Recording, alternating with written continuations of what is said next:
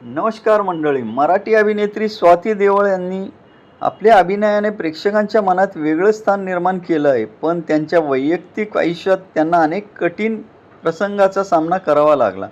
राजश्री मराठीला दिलेल्या मुलाखतीत स्वाती यांनी त्यांच्या 3 गर्भपातांबद्दल मन मोकळं केलं. पहिल्या गर्भधारणेदरम्यान बाळाच्या प्रकृतीबाबत अडचण असल्याचं डॉक्टरांनी सांगितलं. त्यावेळी पती तुषार शूटिंगमध्ये व्यस्त असल्यामुळे हा कठीण प्रसंग त्यांना एकटीलाच सहन करावा लागला. त्यानंतर दुसऱ्या आणि तिसऱ्यांदा देखील त्यांना अशाच वेदनादायक परिस्थितीला समोर जावं लागलं.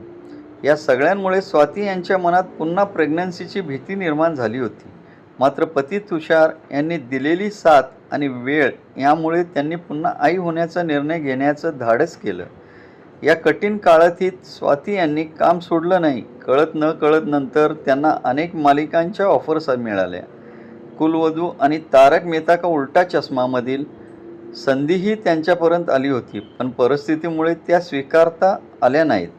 आयुष्यात कितीही संकट आली तरी हार न मानता पुढे जाण्याची स्वाती देवळ यांची कहाणी नक्कीच प्रेरणादायी आहे.